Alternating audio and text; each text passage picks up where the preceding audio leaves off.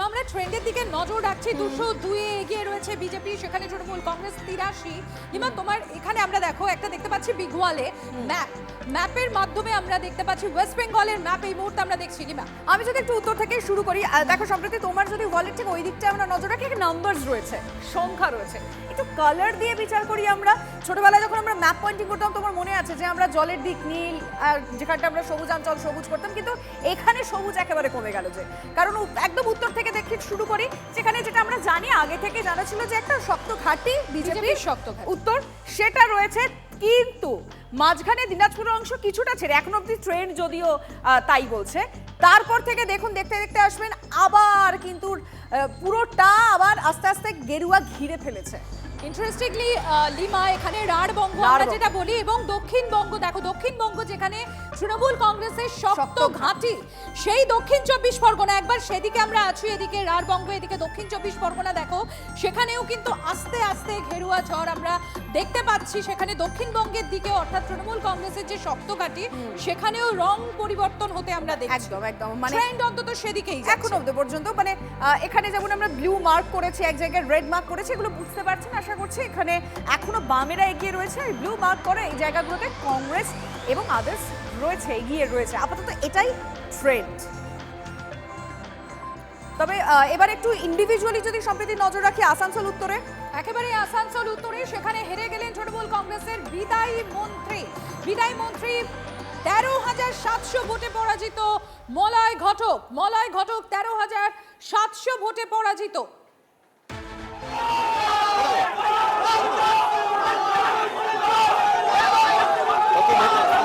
বলতে চাইছিল তো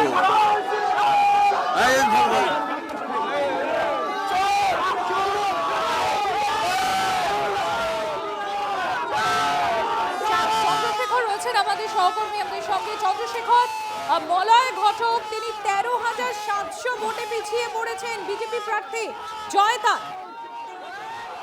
দেখো, আসানসোল উত্তর এবং আসানসোল দক্ষিণ এই দুটোই পশ্চিম বর্ধমানের মধ্যে খুব নজর কাড়া ছিল। কারণ এখানে বিদায়ী মন্ত্রী মলয় ঘটকের আসন ছিল। একবারেই মানে যত জনমত সমীক্ষা হয়েছে বা বুথের সমীক্ষা, সেখানে কিন্তু অন্ততপক্ষে এই আসনটি কিন্তু জয় ছিল বলে মনে করা হচ্ছিল। কিন্তু এখানে 13,700 ভোটে মলয় ঘটক হেরে যান এবং তিনি যখন বেরিয়ে আসছিলেন, সেই বেরোনোর পথে তিনি বিক্ষোভের মুখে পড়েন।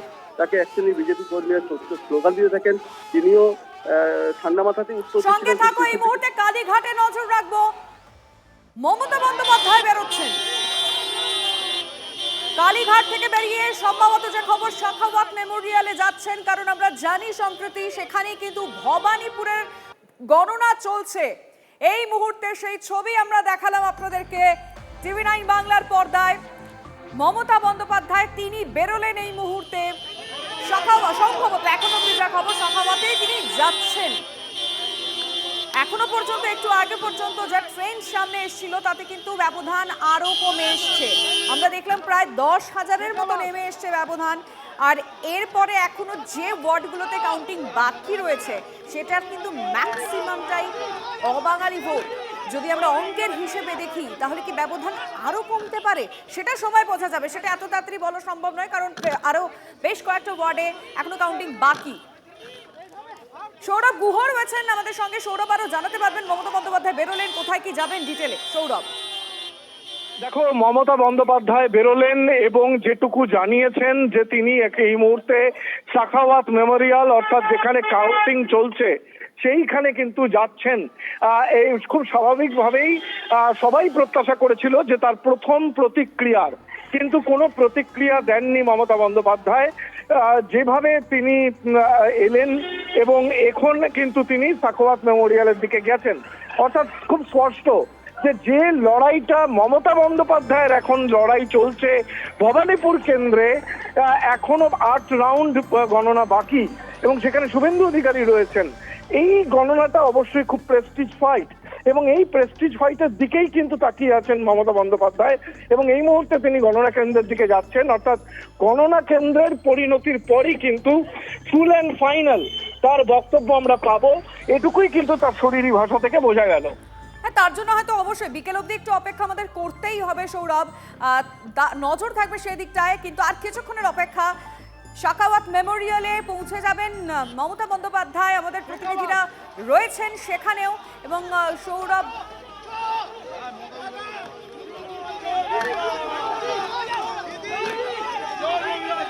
তার বাড়ি থেকে বেরোনোর সময়কার ছবিটা আমরা দেখাচ্ছি।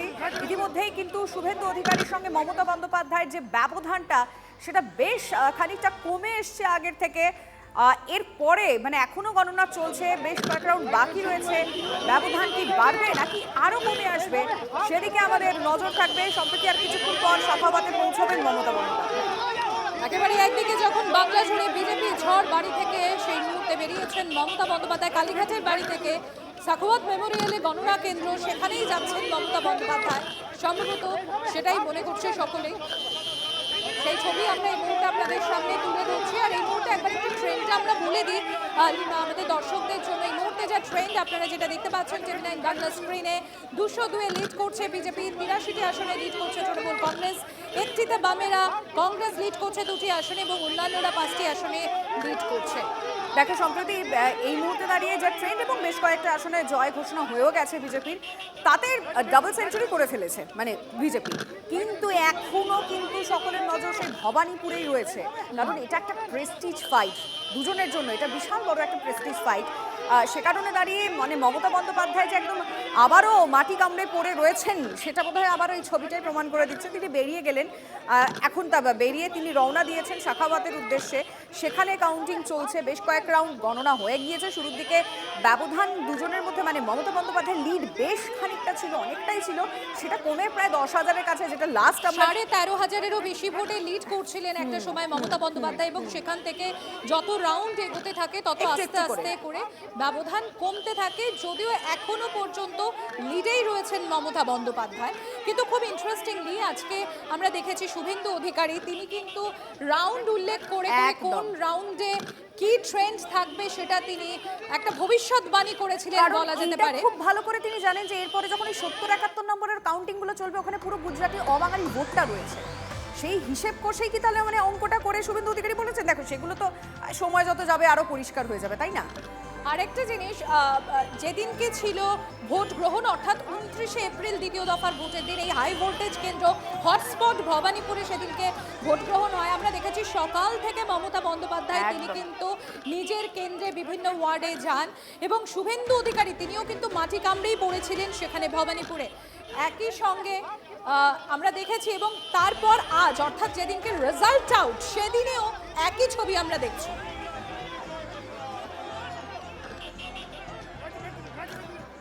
এই মুহূর্তে কি আমরা একটু ভাঙড়ের দিকে নজর রাখতে পারি? সম্প্রতি কি খবর আসছে? একেবারেই ভাঙড়ে সেখানে শওকত মোল্লাকে হারালেন নওশাদ সিদ্দিকী। লিমা তোমার খেয়াল থাকবে, এই শওকত মোল্লা ক্যানিং পূর্বে সিটিং এমএলএ ছিল, সেখান থেকে এই শওকত মোল্লাকে ভাঙড়ে প্রার্থী করা হয়। প্রার্থী করার সময় কতটা তিনি মানে একেবারেই কিন্তু রাগও সামনে কিন্তু ভাঙড়ে তিনি অবজারভারও ছিলেন শওকত মোল্লা তৃণমূল কংগ্রেসের। সেই শওকত মোল্লাকে হারালেন নওশাদ সিদ্দিকী, আইএসএফ এর বিধায়ক, সিটিং এমএলএ ভাঙড়ের, এবং তারপর তিনি দ্বিতীয়বারও সেখান থেকেই তিনি প্রার্থী হন। নওশাদ সিদ্দিকী শওকত মোল্লাকে হারালেন।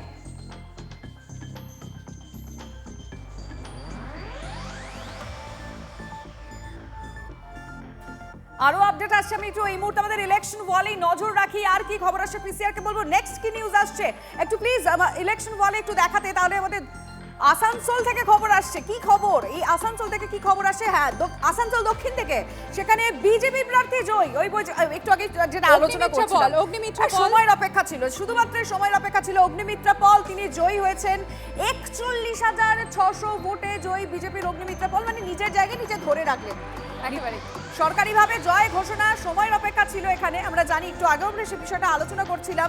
আর ব্যবধান অনেকটাই, 40,000-এরও বেশি ব্যবধানে কিন্তু আসানসোল দক্ষিণে অগ্নিমিত্রা পল তিনি বলেন এটা আমার জায়গা, আমার নিজের জায়গা, আমার বড় হয়ে ওঠা সমস্ত কিছু সেইখানে 41,600 ভোটে জয়ী বিজেপির অগ্নিমিত্রা পল।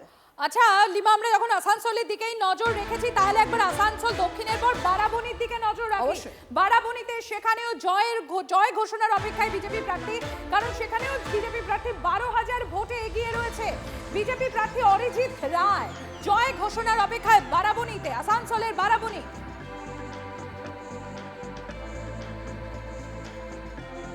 আসানসোলে তৃণমূল কংগ্রেসের মেয়র বিধান তিনি এখন হারের মুখে, কারণ এখানে লিড করছেন অরিজিৎ। প্রায় 12,000 ভোটে নিশ্চিত জয়ের দিকে বিজেপি প্রার্থী অরিজিৎ।